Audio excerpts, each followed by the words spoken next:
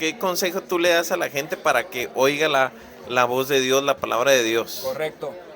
¿Cuáles Yo por, serían 3 principios que tú les recomiendas a tu congregación?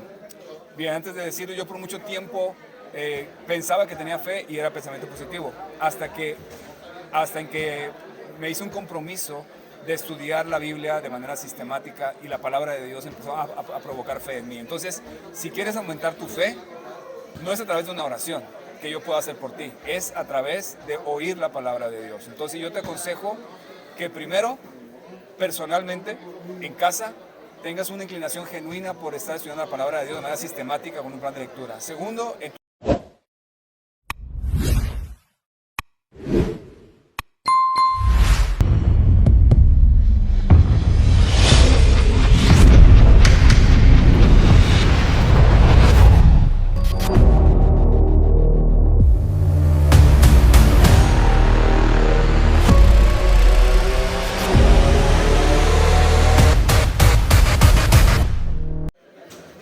Pastor, Dios te bendiga, bendiciones. Aquí andamos conociendo Ensenada, Baja California. Es un gusto conocer aquí por primera vez.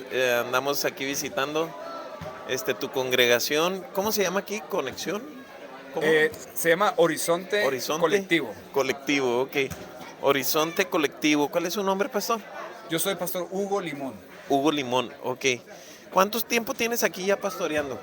Tengo más de 2 años. Más de 2 años. Tengo entendido que es una congregación que nació de un ministerio, de un misionero, algo así. Sí, el pastor Ok, fundador se llama Juan Domingo. ok, Hace casi 8 años, él ok. llegó aquí en Ensenada y plantó esta iglesia. Oye, es un gusto saludarte y conocerte y saber que aquí estás en la brecha, ¿verdad? En la línea de Estamos. batalla.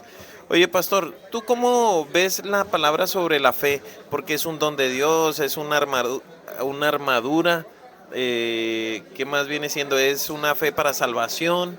¿Cuál Correcto. es tu enfoque? Este mensaje de Hebreos 11:1, ¿cómo tú lo proyectas como pastor? Claro.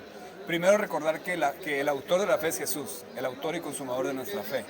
Ok, Y como dice Hebreos 11:1, la fe, la certeza de lo que se espera, la convicción de lo que no se ve. Sin embargo, la fe no es una fe ciega, no es un pensamiento positivo de decir, oh, yo quiero creer esto para que se dé realidad. No, eso no es fe, eso es pensamiento positivo. Porque dice Romanos 10:17, la fe viene por el oír y el oír por la palabra de Dios. Fe es creer lo que Dios dice. Eso es fe. No, no creer algo que yo quisiera. Entonces, si Dios lo dijo, entonces lo creo y sé que va a ser una realidad. Por lo tanto, la fe no es ciega, la fe tiene un fundamento que es la palabra de Dios. Entonces, así para que es. podamos tener fe, necesitamos conocer la palabra y creer lo que Dios dice y no lo que nosotros podamos inventar. Por el oír la palabra de Dios, ¿verdad? Así es. Entonces es muy importante como un consejo. ¿Qué consejo tú le das a la gente para que oiga la voz de Dios, la palabra de Dios? Correcto. ¿Cuáles Yo por, serían 3 principios que tú les recomiendas a tu congregación?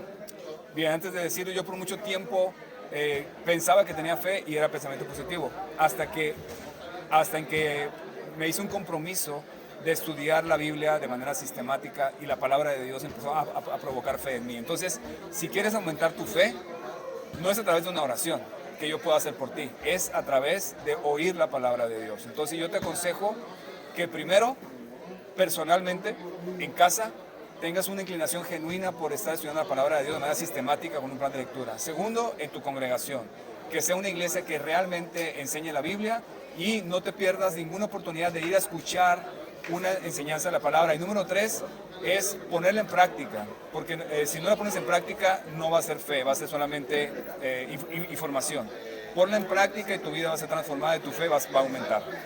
Oír la palabra de Dios tiene que ver con una formalidad, ¿no? De tener ciertos pasos, fundamentos, Sí, que no es algo pasajero, sino que el oír la palabra de Dios es algo que se nutre, algo que crece, algo que uno tiene una esperanza, ¿no? En lo que correcto. Dios dijo. Jesús dijo escudriñar las escrituras, que significa indagar, investigar, profundizar.